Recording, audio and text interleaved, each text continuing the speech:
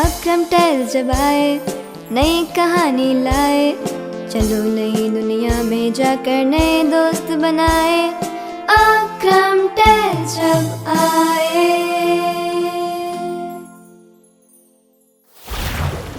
भीतर कौन?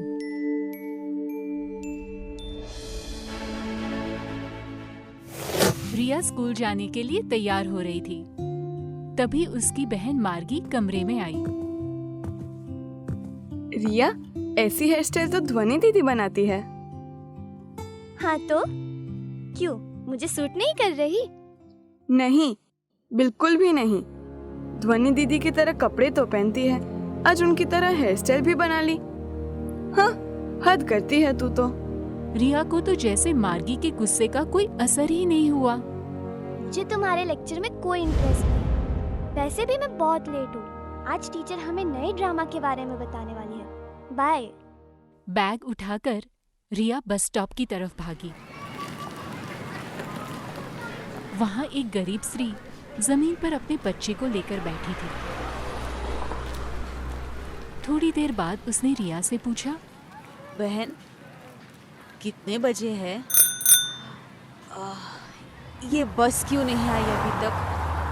गरीब स्त्री का पोशाक और हालत देखकर रिया को घिन आ गई। जैसे उसने कुछ सुना ही नहीं, ऐसा दिखाकर वो घूम गई। रिया को स्कूल पहुंचने में देर हो गई थी। वो जल्दी में थी, इसलिए सामने से आती हुई एक लड़की से टकरा गई। लड़की का पहनावा देखते ही उसे माफी मांगने के बजाय वो मुंह बिगाड़कर चली गई। आज कैसे कैसे लोग टकरा रहे हैं। ऐसे लोगों को स्कूल में आने की परमिशन कौन दे देता है? इडियट। अपनी ही धुन में बड़बड़ाती हुई रिया को पता ही नहीं था कि कोने में खड़ी लता टीचर ने ये पूरा सीन देख लिया था। वो क्लासरूम में पहुंची और लता टीचर ने क्लास शुरू की। बच्चों, हमारे ड्रामा का शीर्षक है भगवान कहाँ रहते हैं। ड्रामा की स्टोरी और रोल्स डिस्कस करने से पहले मुझे आपसे एक सवाल पूछना है। यदि मैं आपसे कहूँ कि ड्रामा में जिसका बेस्ट अभिनय होगा उसे ये 1000 रुपए का नोट मिलेगा, तो तुम में से ये नोट लेने के लिए कौन तैयार है? मुझे चाहिए। सभी की उंगलियां ऊपर उठ गई। मुझे भी चाहिए। लता टीचर ने उसी नोट को मसल कर फिर प्रश्न किया। अब ये नोट लेने के लिए कौन तैयार है? मुझे चाहिए। फिर से उतनी ही उंगलियां ऊपर उठी। बच्चों, 1000 रुपए का नोट चाहे जितना गंदा या मसला हुआ हो, लेकिन उसकी कीमत तो उतनी ही रहेगी, राइट? सारे विद्यार्थी उनकी बात से सहमत हुए। उसी तरह किसी भी जीव का बाहरी दिखाव चाहे कैसा भी हो, फिर भी उसके भीतर भगवान बैठे हुए हैं, जिनकी कीमत अमूल्य ही है। भगवान और कहीं नहीं, जीव मात्र के भीतर रहते हैं, और यही हमारे ड्रामा का मैसेज है। इसके बाद टीचर ने ड्रामा की स्टोरी सुनाई और सभी को उनके रोल्स समझाए। क्लास खत्म होते ही रिया बाहर निकली। उसकी नजर उस गंदी पोशाक वाली लड़की पर गई।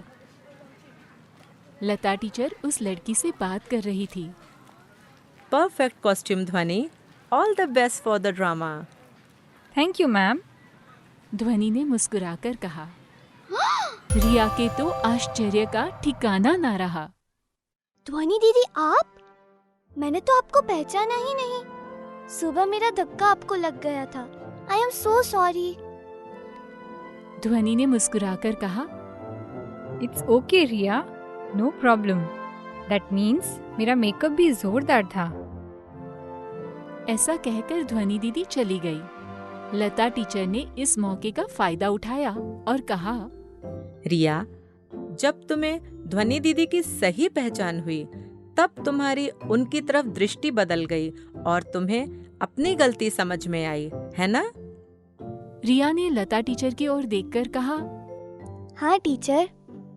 जैसे भिखारी के भेष में वास्तव में ध्वनि दीदी थी, वैसे ही हर एक जीव भगवान स्वरूप ही है। हमारा धक्का किसी को लग जाए या हमसे किसी को दुख हो जाए तो उसके भीतर बैठे हुए भगवान से माफी मांग लेनी चाहिए।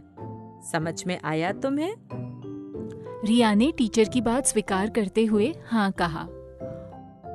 उस दिन रिया ने ड्रामा का मैसेज नहीं बल्कि लाइफ का सबसे महत्वपूर्ण मैसेज सीख लिया था।